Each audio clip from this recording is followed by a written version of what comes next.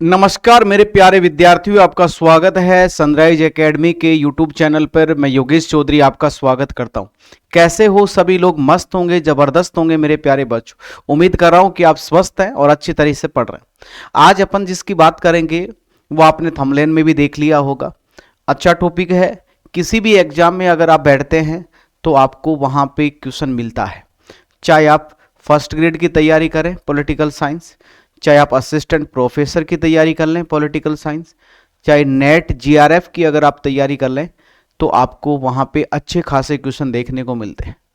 आज अपन अंतर्राष्ट्रीय राजनीति स्टार्ट करेंगे, पहली क्लास है और धमाकेदार क्लास स्टार्ट होने वाली है। इसी तरह से जैसे आपने पश्चिमी विचारक पढ़े मेरे से, तुलनात्मक राजनीति पढ़ी मेरे से, आज अपन स्टार्ट करेंगे आईआर। और इसमें आपको समझना है, दो शब्दों का खेल है। एक अंतर्राष्ट्रीय राजनीति क्या होती है, आईपी जिसको बोलते हैं, एक अंतर्राष्ट्रीय संबंध क्या होते हैं, आईआर, इंटरनेशनल रिलेशन। ये दोनों अलग अलग चीजें हैं और अपन इनको तुलनात्मक तरीके से पढ़ने वाले हैं। अच्छा पढ़ेंगे और अच्छी तरीके से कंटेंट के साथ पढ़ेंगे, जिससे आपकी एग्जाम में आपको फायदा हो। तो शुरुआत करते हैं। आप लोग इसी तरह से बने रहिए।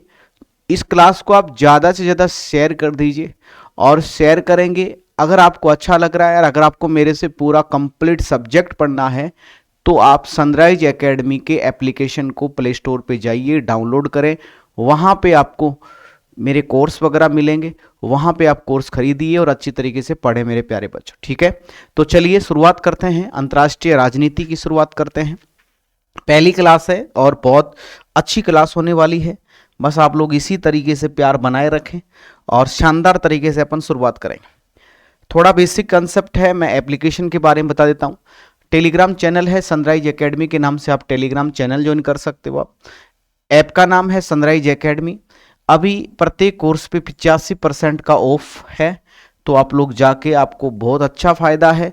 आपको 15% में ही आपको कोर्स मिल रहा है, केवल 15% में ही आपको कोर्स मिल रहा है। तो आप जाके वहां पे परचेज करिए और अच्छी तरीके से आप पढ़े मेरे प्यारे बच्चों, ठीक है। इसके बाद में क्या क्या कोर्स मिलेंगे? अगर आप मेरे से केवल भारतीय संविधान पढ़ना चाहते हैं तो वहां पे आप जाइए, संविधान पढ़ें और अच्छी तरीके से आप वहां पे पढ़ सकते हैं आप, ठीक है। इसके बाद में अगर आप स्कूल व्याख्याता की तैयारी करना चाहते हैं तो आप मेरे से कर सकते हैं। अच्छी तरीके से सब्जेक्ट की आपको बहुत गहराई से तैयारी करवाऊंगा। इसमें आपको रिकॉर्डिंग क्लास मिलेंगी, लाइव क्लास मिलेंगी। इसके बाद में हैंड राइटिंग आपको नोट्स मिलेंगे, टॉपिक वाइज आपको नोट्स मिलेंगे, पीडीएफ मिलेगी और टेस्ट सीरीज आपको मिलने वाली है, ठीक है। इसके बाद में आप असिस्टेंट प्रोफेसर की तैयारी करते हैं या आप नेट जीआरएफ की तैयारी करते हैं, और अगर कोई पीएसआई की तैयारी कर रहा है तो आप इस एप्लीकेशन पे हिंदी का कोर्स आप परचेज कर सकते हैं मेरे प्यारे बच्चों। बहुत अच्छा पढ़ाते हैं सर जीसी बुंदेला जी, और शानदार तरीके से आपको कोर्स करवाएंगे मेरे प्यारे बच्चों, ठीक है। 85% ऑफ है। अब अपन जिसकी बात करेंगे वो है आज मेरे प्यारे बच्चों अंतर्राष्ट्रीय राजनीति।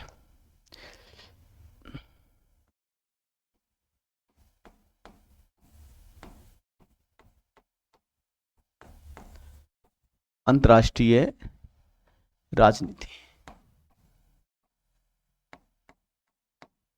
राजनीति, इंटरनेशनल रिलेशन, रिलेशन संबंध हो गया, आईपी।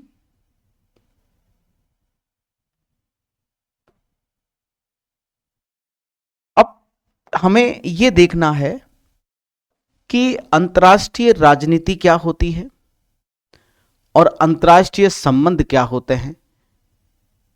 इन चीजों को अच्छी तरीके से अपन को देखना है, तो एक एक चीज को अच्छी तरीके से समझे आप लोग, ठीक है। आप किसी की भी तैयारी कर लें, चाहे आप यूपीएससी की तैयारी कर लें, वहां भी आपको ऐसे ये सब्जेक्ट आपको देखने को मिलेगा। आरएस की तैयारी करेंगे वहां पे भी आपको सब्जेक्ट देखने को मिलेगा। तो सबसे पहले अंतर्राष्ट्रीय राजनीति ये क्या है? तो मैं ये कह सकता हूं यह है राज्य केंद्रित है, केंद्रित होती है।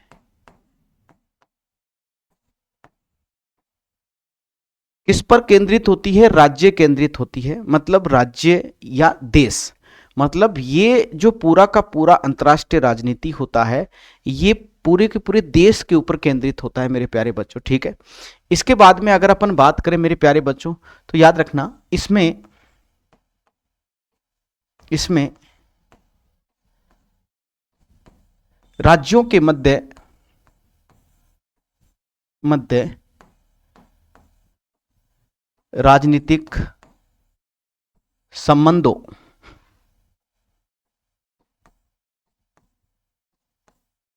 राजनीतिक संबंधों राजनीतिक संबंधों का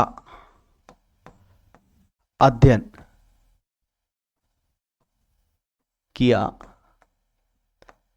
किया जाता है।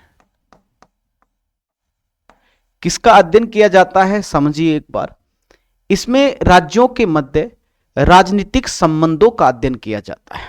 जो भी राजनीतिक संबंध है, एक देश और दूसरे देश के साथ में क्या संबंध रहने वाले हैं, किस तरह से एक देश दूसरे देश के साथ कैसे संधि करेगा, समझौता करेगा, व्यापार करेगा, ये पूरी की पूरी जो प्रोसेस है, ये किस में आती है मेरे प्यारे बच्चों, अंतर्राष्ट्रीय राजनीति में आती है। समझ में आ गया, ठीक है।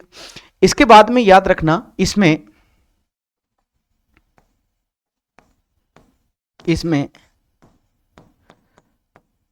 शक्ति के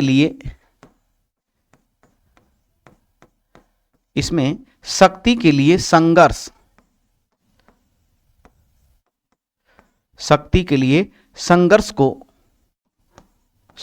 को अंतर्राष्ट्रीय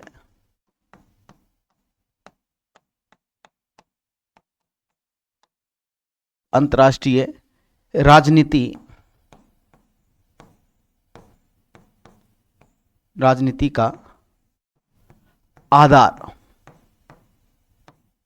माना जाता है। अब इस लाइन को समझे। इसमें शक्ति के लिए संघर्ष होता है, मतलब एक देश दूसरे देश के साथ में संबंध तो है ही, शक्ति संघर्ष कि मैं सर्वे सर्वा हूं, दूसरा देश कहता है मैं सर्वे सर्वा हूं, तो आपस में वर्चस्व की राजनीति होती है। आपस में एक देश दूसरे देश को मतलब ऊंचा दिखाने का काम करता है कि मैं सर्वे सर्वा हूं, मेरी सैनिक शक्तियां बहुत तगड़ी हैं, मैं राजनीतिक कूटनीतिक जो शक्तियां हैं वो मेरी बहुत है। इस तरह से मेरे प्यारे बच्चों इसमें संघर्ष होता है। किसको और किसके लिए होता है, शक्ति संघर्ष के लिए मेरे प्यारे बच्चों ये अंतर्राष्ट्रीय राजनीति में क्या माना गया है, आधार माना गया है। अब वापस बता रहा हूं, अंतर्राष्ट्रीय राजनीति समझे, आप चीजों को समझोगे तभी समझ में आएगा, अन्यथा कुछ भी समझ में नहीं आएगा। ऐसा नहीं होना चाहिए कि 225 वैकेंसी हैं, 6 लोग पास हो रहे हैं, तो वो इसलिए पास हो रहे हैं वो 6 लोग, और खाली सीट क्यों जा रही हैं, इसीलिए जा रही हैं कि आप लोग रटते हो। चीजों को रटना नहीं है, समझना है, समझोगे तो समझ में आएगा मेरे प्यारे बच्चों, ठीक है। ये कैसी होती है अंतर्राष्ट्रीय राजनीति, कैसी होती है, ये राज्य केंद्रित होती है, राज्य यानी देश बोल दीजिए आप, देश केंद्रित होती है। इसमें राज्यों के मध्य राजनीतिक संबंधों का अध्ययन किया जाता है मेरे प्यारे बच्चों। इसमें शक्ति के लिए संघर्ष को अंतर्राष्ट्रीय राजनीति का क्या माना गया है, आधार माना गया है। हमेशा मेरे प्यारे बच्चों शक्ति के लिए क्या होता है, संघर्ष होता है अंतर्राष्ट्रीय राजनीति में। समझ में आ गया, एक देश दूसरे देश का वर्चस्व दिखाने के लिए, ऊंचा दिखाने के लिए मेरे प्यारे बच्चों अपनी शक्ति को मेरे प्यारे बच्चों हाई पावर मतलब प्रकट करता है। आपने देखा होगा परेड होती है, ठीक है, युद्ध अभ्यास होते हैं, तो ये इसीलिए तो होते हैं क्योंकि इसमें सैन्य शक्ति संघर्ष वगैरह मतलब आपको आगे दिखाया जाएगा, ताकत दिखाई जाएगी। एक देश को दूसरे देश क्या दिखाता है, ताकत दिखाता है कि मैं देखो इतना सर्वे सर्वा हूं। तो इसीलिए मेरे प्यारे बच्चों ये वर्चस्व की राजनीति होती है। समझ में आ गया, ठीक है, यहां तक आपको किसी को कोई दिक्कत नहीं है, ठीक है। तो अपन बात करेंगे मेरे प्यारे बच्चों आगे, इसमें बात करेंगे, इसमें अंतर्राष्ट्रीय राजनीति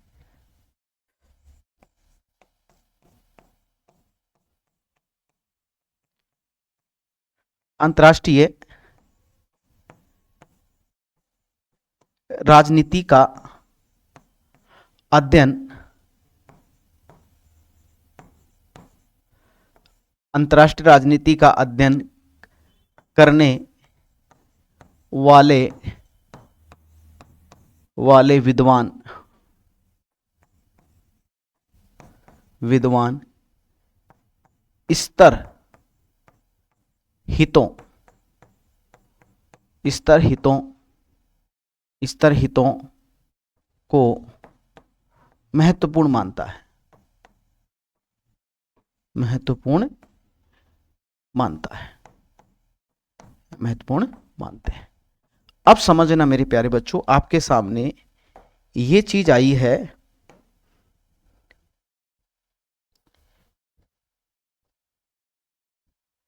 ये चीज आई होगी, ये नहीं आएगा यहां पे। अब यहां पे आपने देखा होगा, यहां पे देखिए ये चीज आपके सामने आई है, स्तर हित क्या होते हैं। हित दो प्रकार के होते हैं मेरे प्यारे बच्चों। कितने प्रकार के होते हैं? दो प्रकार के हित होते हैं।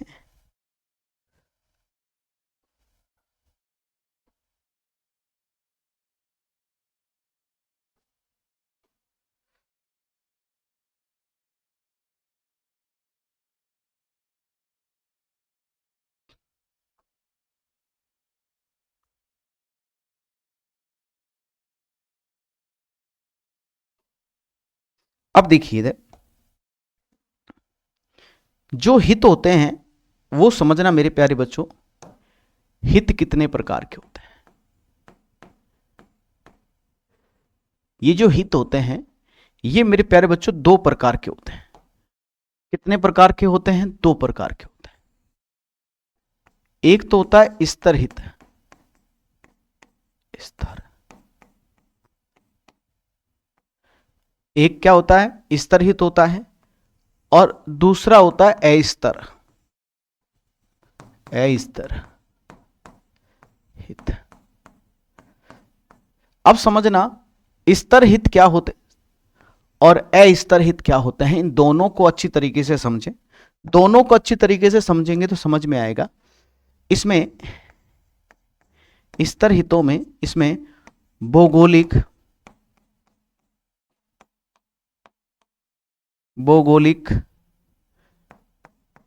सैनिक सुरक्षा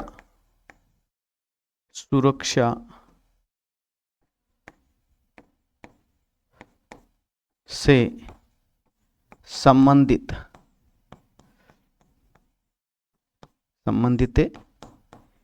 हित स्तर हित कहलाते हैं।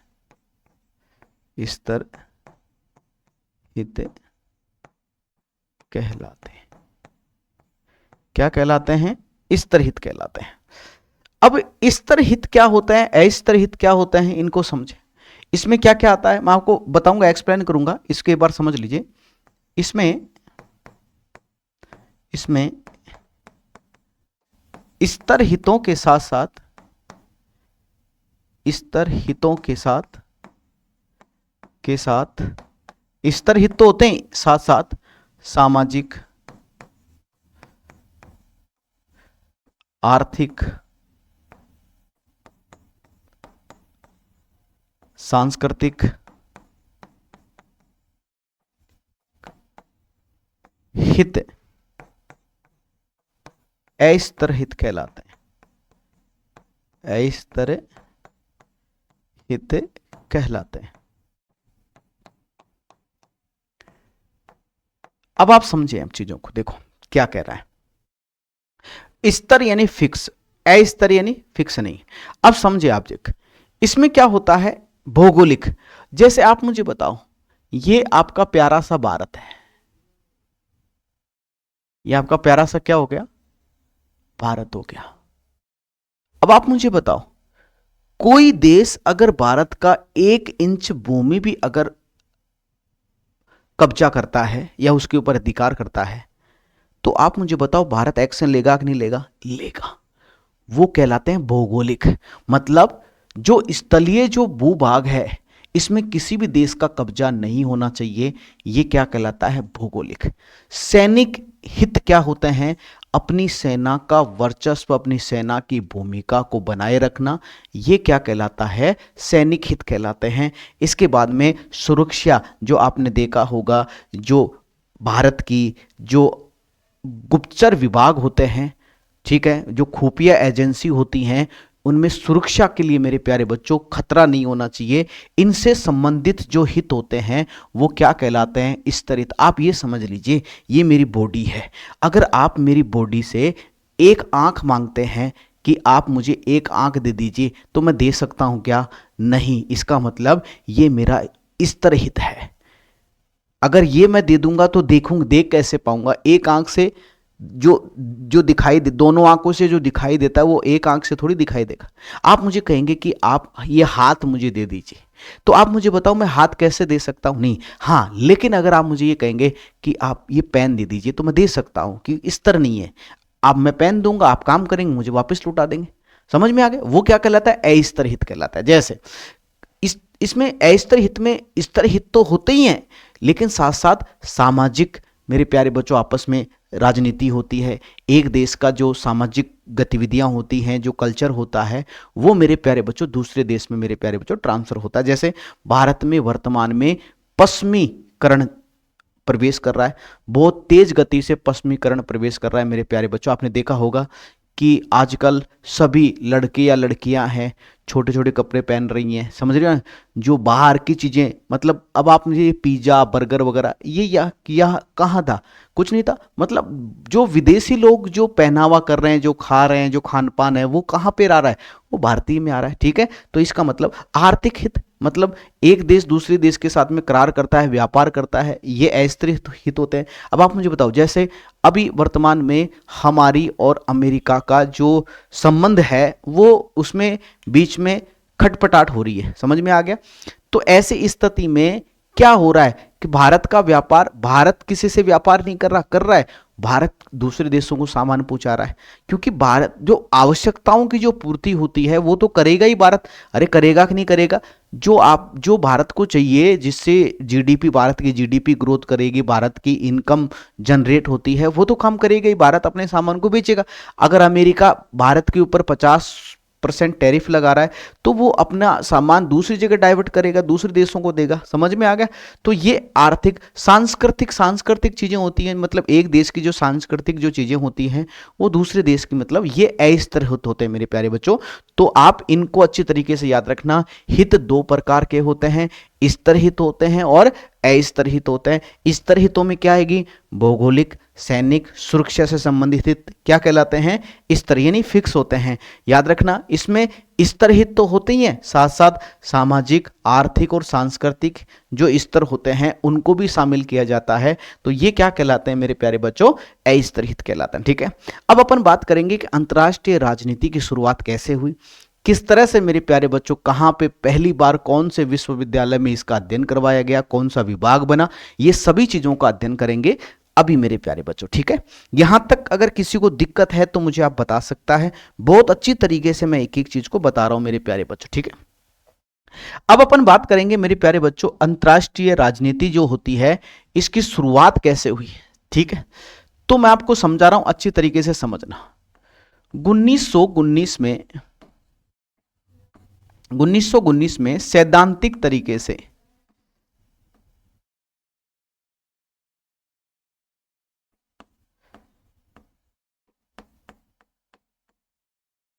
सैद्धांतिक स्तर पर अंतर्राष्ट्रीय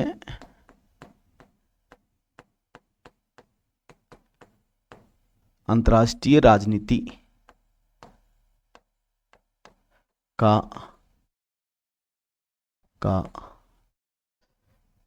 सैद्धांतिक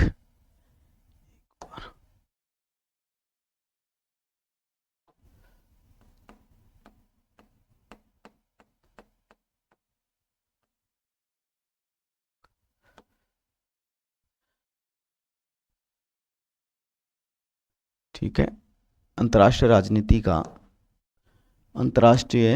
राजनीति का अध्ययन प्रारंभ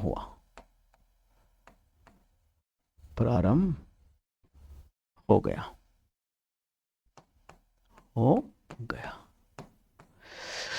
सबसे पहले अगर अपन बात करें मेरे प्यारे बच्चों, सैद्धांतिक स्तर पर अंतर्राष्ट्रीय राजनीति की जो शुरुआत होती है वो कहां पर होती है मेरे प्यारे बच्चों? 1919 में होती है। अब 1919 में मेरे प्यारे बच्चों कहां पर शुरुआत होती है, ये चीज समझना। शुरुआत अब शुरुआत कहाँ हुई मेरे प्यारे बच्चों? शुरुआत होती है, याद रखना, यूनिवर्सिटी,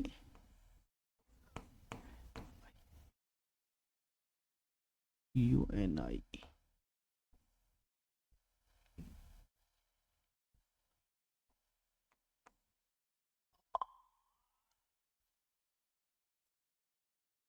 यूनिवर्सिटी ऑफ वेल्स,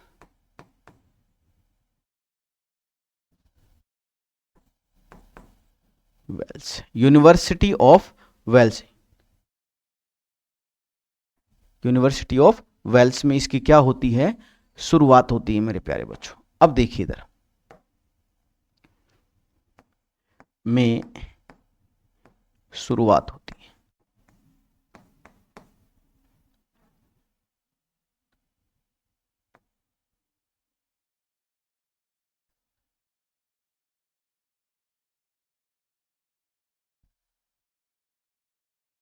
शुरुआत हुई है, ठीक है। यूनिवर्सिटी ऑफ वेल्स में क्या होती है? शुरुआत होती है, यूनिवर्सिटी, UNIVERCTY, यूनिवर्सिटी। इसके बाद में देखो शुरुआत हो गई। अब देखो इसमें क्या हुआ, इसमें अब इसमें किसको क्या बनाया गया मेरे प्यारे बच्चों? विभागाध्यक्ष बनाया गया Alfred, Alfred Ellis, Ellis Zimmer को इसका इसका इसका क्या बनाया गया? पहला पहला विभागाध्यक्ष, विभागाध्यक्ष अध्यक्ष बनाया गया। यूनिवर्सिटी की स्पेलिंग थोड़ी सी मुझे मिस्टेक लग रहा है, तो थोड़ा सा एक बार मुझे लग रहा है तो मैं सही कर देता हूँ एक बार इसको। ये है UNIERCITY,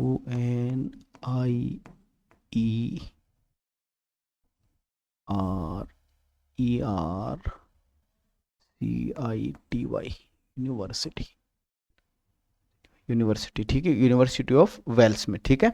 इसका पहला विभागा अध्यक्ष किसको बनाया गया मेरे प्यारे बच्चों? अल्फ्रेड एलिस जीमर को बनाया गया। किसको बनाया गया मेरे प्यारे बच्चों? ये जरूर याद रखना, सबसे पहले अंतर्राष्ट्रीय राजनीति की सैद्धांतिक स्तर पर शुरुआत 1919 में हुई है। कहाँ पर हुई है? यूनिवर्सिटी ऑफ वेल्स में हुई है। और याद रखना इसका पहला विभागा अध्यक्ष किसको बनाया गया था? अल्फ्रेड एलिस जीमर को बनाया गया मेरे प्यारे बच्चों। यहां तक किसी को कोई दिक्कत है तो मुझे अब बता सकता है एक बार अच्छी तरीके से।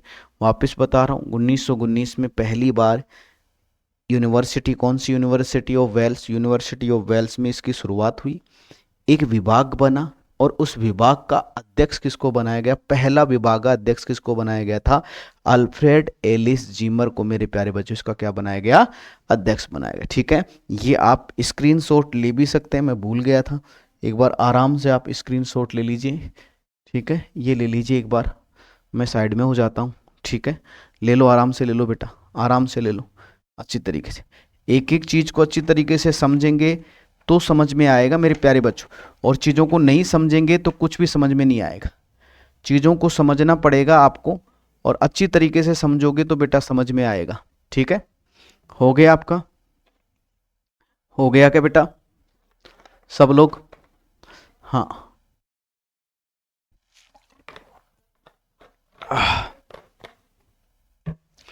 इसके बाद में आ जाओ आगे। ये दो तरह के स्तर होते हैं, भौगोलिक, सैनिक सुरक्षा, ये स्तर हित कहलाते हैं, अस्तर हित कहलाते हैं, ठीक है। इसकी शुरुआत कहाँ पर? यूनिवर्सिटी ऑफ वेल्स में इसकी क्या होती है? शुरुआत होती है। आगे आगे क्या होता है मैं आपको बता रहा हूं मेरे प्यारे बच्चों, समझना। 1933 में 33 की 1933 की मोंटे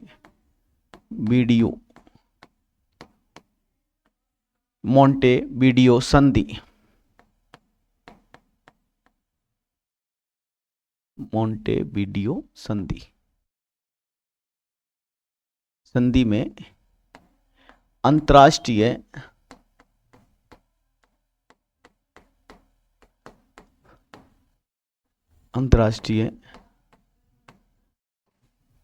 राजनीति को क्या दी गई? मान्यता दी गई। मान्यता दी गई। 1933 की मोंटेविडियो संधि में अंतर्राष्ट्रीय राजनीति को क्या दी गई मेरे प्यारे बच्चों? मान्यता दी गई। अब आपके दिमाग में आ रहा होगा कि सर ये संधि क्या है, यही दिमाग में आ रहा होगा। अब इसको भी अच्छी तरीके से मैं बता देता हूं ये संधि क्या है। इसमें देखिए 1933 में, पूरी चीज मैं लिखा रहा हूं, 1933 में उरुग्वे में हस्ताक्षरित एक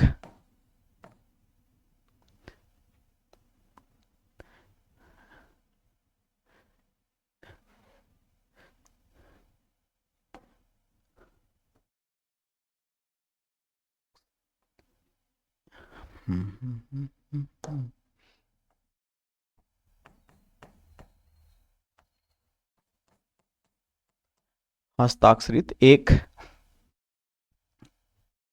संधि, हस्ताक्षरित एक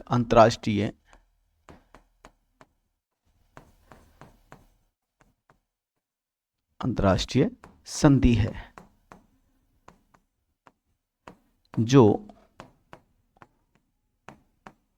राज्य के अधिकारों, जो राज्य के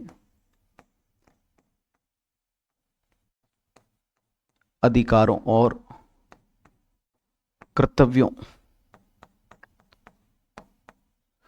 को परिभाषित करती है। परिभाषित करती है।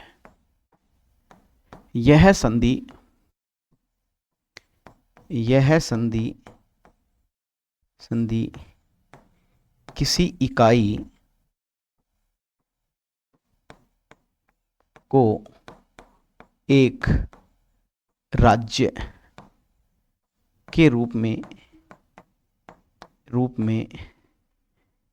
में मान्यता देने के लिए 4 मुख्य मानदंडों को निर्धारित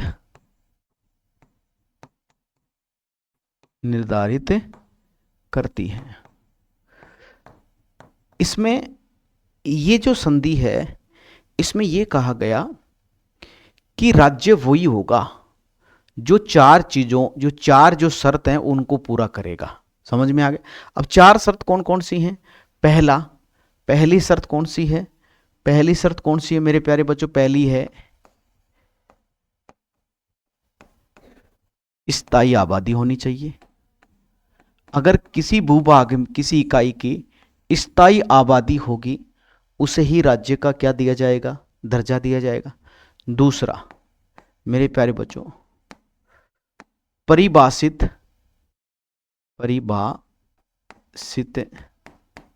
क्षेत्र।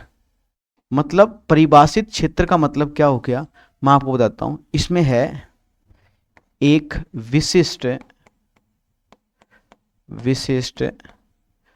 और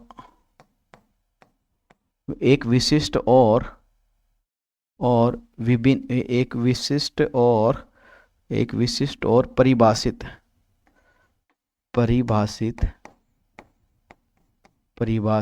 भौगोलिक क्षेत्र।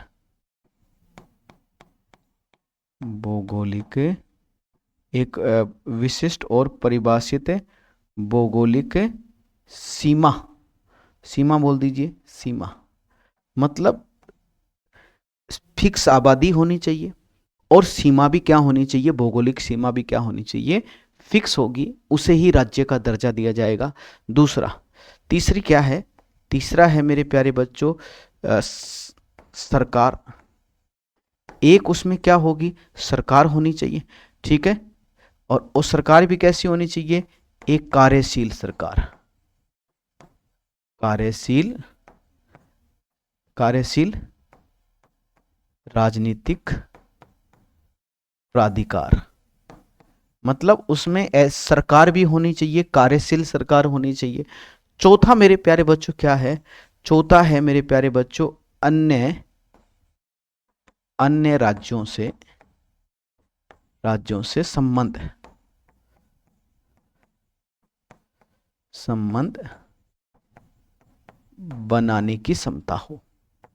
ये चार चीजें मेरे प्यारे बच्चों अगर किसी इकाई के पास हैं, किसी भूभाग के पास हैं, फिक्स आबादी होनी चाहिए, सीमा फिक्स होनी चाहिए, एक सरकार होनी चाहिए, और मेरे प्यारे बच्चों वह पड़ोसी जितने भी उनके भूभाग हैं, राज्य हैं, उनसे संबंध कैसे हैं, अगर संबंध बनाने की क्षमता अगर है तो वही क्या कहलाएगा, राज्य कहलाएगा। यही संधि क्या कहलाती है, मोंटेविडियो संधि कहलाती है, जो कब की गई, 1933 में की गई थी। उरुग्वे में हस्ताक्षरित एक अंतर्राष्ट्रीय संधि है जो राज्य के अधिकारों और कर्तव्यों को परिभाषित करती है। मतलब इस संधि में यह कहा गया कि ऐसे ही किसी को राज्य का दर्जा नहीं दिया जाएगा जब तक वह चार शर्तें पालन नहीं करता है। याद रखना, स्थायी आबादी होनी चाहिए, या ऐसा नहीं घुमंतुक आबादी होगी, एक कभी यहाँ रह गया कभी वहाँ रह गया, तो उसको राज्य का दर्जा नहीं मिलेगा। स्थायी आबादी, फिक्स घर होनी चाहिए जहाँ पे रहना खाना सब कुछ वहीं पे होगा। याद रखना, भौगोलिक सीमा फिक्स होनी चाहिए मेरे प्यारे बच्चों। मतलब आप ये देखो, परिभाषित क्षेत्र होना चाहिए कि ये क्षेत्र उसी का है, उसकी सीमा है। और तीसरा है सरकार, एक कार्यशीलता, सरकार पदाधिकारी अधिकारी होने चाहिए जो उस राज्य को चला रहे हो। और उसमें एक समता होनी चाहिए, अपने पड़ोसी राज्य के साथ में कैसे संबंध बनाने की उसमें क्या होनी चाहिए, समता होनी चाहिए, ठीक है। और यह भी कहा गया कि कोई भी किसी भी हथियार के आधार पर किसी को मेरे प्यारे बच्चों राज्य का दर्जा नहीं दिया जाएगा। कोई ये कहता है कि मैं युद्ध करके राज्य का दर्जा ले लूंगा, तो वो नहीं दिया जाएगा। तो इसका मतलब अपन ये कह सकते हैं कि याद रखना, 1933 में मोंटेविडियो संधि के अंतर्राष्ट्रीय राजनीति को मान्यता दी गई कि अंतर्राष्ट्रीय राजनीति भी क्या होती है, एक देश और दूसरे देश के साथ में कैसा संबंध होता है। ये मान्यता कब दी गई, 1933 में दी गई। यहां तक आपको किसी को कोई दिक्कत है तो मुझे आप बता सकता है। एक एक चीज को अपन बारीकी से पढ़ रहे हैं, मैं आपको एक एक चीज को बता रहा हूं, समझा रहा हूं मेरे प्यारे बच्चों, तो आप लोग अच्छी तरीके से समझे, ठीक है। और इसमें इसमें यह भी कहा गया कि सैन्य बल निषेध है, यह भी चीज याद रखना। इसमें जो जो संधि है उसमें कहा गया, यहां लिख देता हूं, यहां लिख देता हूं मेरे प्यारे बच्चों, यहां लिख देता हूं, यह भी चीज समझना।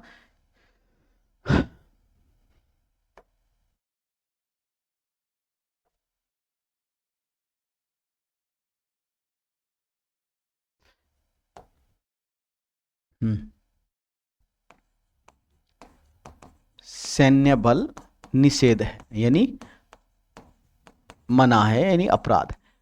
मैंने कहा ना आपको कि अगर कोई सैन्य आधार पर अगर किसी को राज्य बनाएगा शक्ति के आधार पर, तो उसको राज्य का दर्जा नहीं दिया जाएगा। समझ में आ गया। मतलब चार शर्तें अगर कोई भी राज्य अगर पालन कर रहा है तो उसको राज्य का दर्जा दिया जाएगा। पहली, स्थायी आबादी होनी चाहिए, परिभाषित क्षेत्र होना चाहिए उसका, याद रखना उसका एक सरकार होनी चाहिए जो राज्य चला सके, ठीक है। और उस राज्य में समता होनी चाहिए, अंतर्राष्ट्रीय संबंध, एक राज्य दूसरे राज्य के साथ में संबंध बनाने की क्षमता भी उसमें होनी चाहिए मेरे प्यारे बच्चों, ठीक है। तो यहां तक किसी को कोई दिक्कत है तो मुझे बता सकता है मेरे प्यारे बच्चों, ठीक है। अब क्या हुआ, ठीक है, आगे देखिए, हो गया। अब देखो आगे की बात करें, और इसमें क्या है, अंतरराष्ट्रीय, हाँ, यथार्थवादी विचारक, यथार्थवादी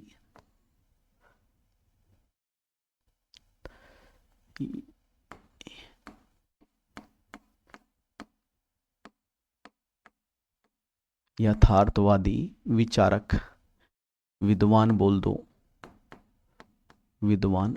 अंतर्राष्ट्रीय राजनीति,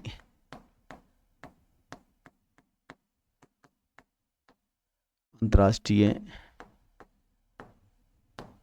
राजनीति को अपने अध्ययन का, अपने अध्ययन का आधार मानते हैं। क्या मानते हैं? यथार्थवादी जो विद्वान हैं, विचारक हैं, ये मेरे प्यारे बच्चों अंतर्राष्ट्रीय राजनीति को अपने अध्ययन का क्या मानते हैं?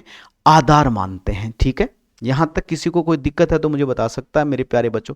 कमेंट करते रहो अच्छी तरीके से, एक एक चीज को अपन अच्छी तरीके से पढ़ रहे हैं। आगे की बात करें, आगे है मेरे प्यारे बच्चों अंतर्राष्ट्रीय राजनीति,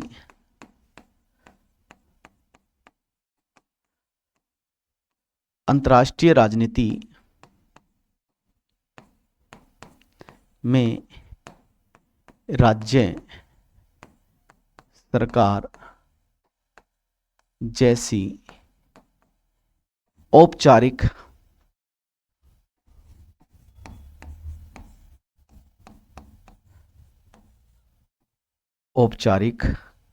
संस्था, औपचारिक संस्थाओं का ही अध्ययन किया जाता है। अब समझें, अंतर्राष्ट्रीय राजनीति में राज्य सरकार जैसी औपचारिक संस्थाओं का क्या किया जाता है? अध्ययन किया जाता है मेरे प्यारे बच्चों। ठीक है, यहां तक किसी को कोई दिक्कत है तो मुझे बता सकता है। एक एक चीज को अपन अच्छी तरीके से देख रहे हैं, अच्छी तरीके से मैं आपको बता रहा हूं मेरे प्यारे बच्चों। तो आप लोग मस्त तरीके से पढ़ें, ऊर्जावान तरीके से पढ़ें। आप में कार्यशीलता की जो क्षमता है, ललक है, वो आप में होनी चाहिए। क्योंकि जब तक व्यक्ति अगर कॉन्फिडेंस के साथ में नहीं खड़ा होता है तो उसको सफलता मिलना मुश्किल है। तो आपको सफल अगर होना है तो आप लोग अच्छी तरीके से पढ़ें। ठीक है, इसके बाद में आगे की अगर अपन बात करें तो याद रखना मेरे प्यारे बच्चों, व्यवहारिक स्तर पर, व्यवहारिक स्तर पर, व्यवहारिक स्तर पर देखें तो अंतर्राष्ट्रीय राजनीति,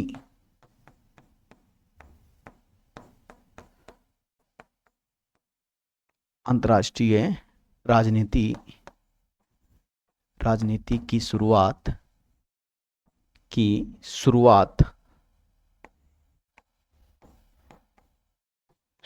अंतर्राष्ट्रीय राजनीति की शुरुआत 1648 की, 1600, व्यवहारिक स्तर पर देखें तो अंतर्राष्ट्रीय राजनीति की शुरुआत 1648 की, 48 की कौन सी संधि थी? वेस्टफेलिया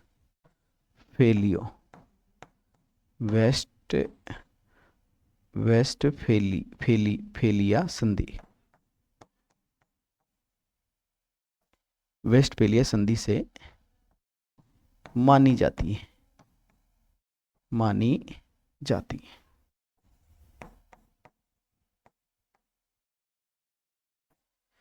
अब देखिए, व्यवहारिक स्तर पर अगर अपन देखें, सैद्धांतिक स्तर की बात करें तो अभी आपने देखा सैद्धांतिक स्तर पर तो 1933 में मेरे प्यारे बच्चों अंतर्राष्ट्रीय राजनीति को मान्यता दी गई। लेकिन मेरे प्यारे बच्चों अगर अपन इसकी बात करें, इसकी शुरुआत की बात करें तो 1919 में इसकी शुरुआत हुई थी। एक विभाग बना था यूनिवर्सिटी ऑफ वेल्स में। लेकिन अगर व्यवहारिक रूप से अगर अपन देखें तो इसकी शुरुआत 1648 में ही हो गई थी। कब हो गई थी मेरे प्यारे बच्चों? 1648 में इसकी क्या हो गई थी? शुरुआत हो गई थी। कौन सी संधि थी मेरे प्यारे बच्चों? वेस्टफेलिया संधि, वेस्टफेलिया संधि। अब वेस्टफेलिया संधि क्या है इसको भी थोड़ा सा अच्छी तरीके से समझा रहा हूं, तो देखिए आगे वेस्टफेलिया संधि क्या है, कौन सी संधि है?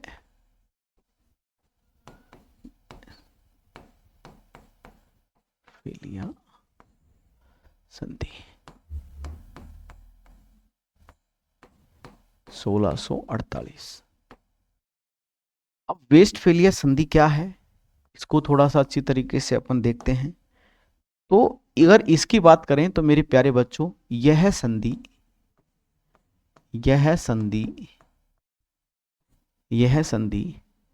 1648 में जर्मनी 1648 में जर्मनी के वेस्टफेलिया क्षेत्र में हस्ताक्षरित हुई थी, जिसमें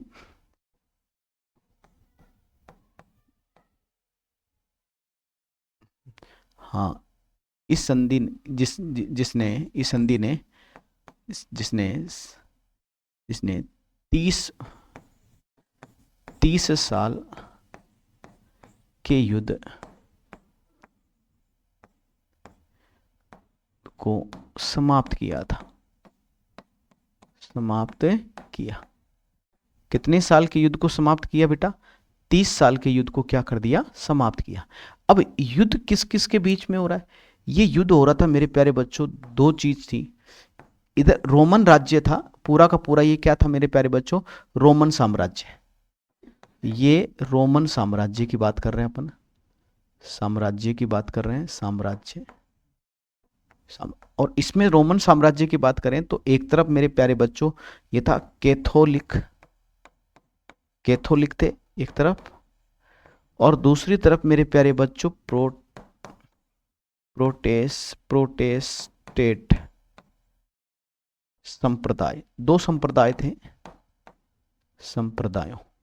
यानी दो संप्रदाय थे, एक तरफ कैथोलिक थे और दूसरी तरफ प्रोटेस्टेंट। याद रखना, इनके बीच में युद्ध चल रहा है, मतलब आपस में जंग चल रही है। कभी ये जीत गया, कभी वो जीत गया, कभी वो जीत गया, कभी ये जीत गया। तो इस संधि ने मेरे प्यारे बच्चों इस 30 साल का जो युद्ध चल रहा था उसको क्या किया? समाप्त किया था मेरे प्यारे बच्चों। ठीक है, याद रखना। अब ये युद्ध पहले तो इन दोनों संप्रदायों के बीच था और धीरे धीरे इस युद्ध ने विकराल रूप ले लिया। अब इस युद्ध में कौन कौन शामिल हो गया?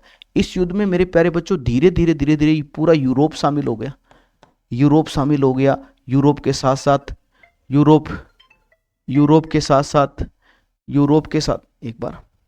यूरोप के साथ हाँ हाँ,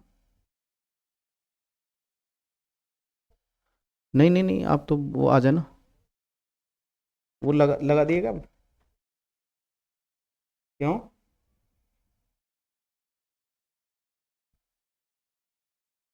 हाँ तो आप तो लगा देना फिर वो लगा दो, लाइट वोट सब ऊपर वाले। हाँ तो वो तो लगा देना।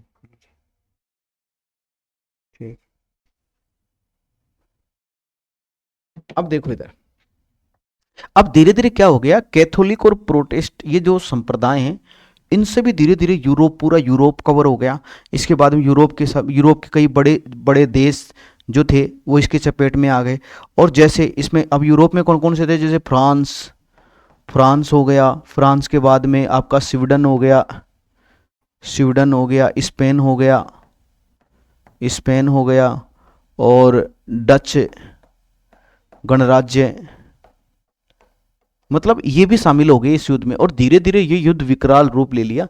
इस कारण मेरे प्यारे बच्चों जर्मनी के वेस्टफेलिया क्षेत्र जो जगह है वहां पे एक संधि की गई, इस युद्ध को समाप्त करने के लिए संधि की गई थी। तो अपन ये कह सकते हैं कि व्यवहारिक रूप से अंतर्राष्ट्रीय राजनीति की जो शुरुआत है वो तो 1648 में ही हो गई थी। कौन सी संधि के आधार पर हो गई थी? वेस्टफेलिया संधि के आधार पर हो गई थी। ठीक है, तो आप एक बार स्क्रीनशॉट ले लें। अब इसमें आप ज़्यादा कुछ नहीं है, जिसमें 30 साल का युद्ध इनके बीच में चल रहा था और धीरे धीरे ये क्या हो गया? समाप्त हो गया मेरे प्यारे बच्चों। ठीक है, और धीरे धीरे मतलब पूरा समाप्त हो गया था। और ये कब कब की गई थी ये संधि?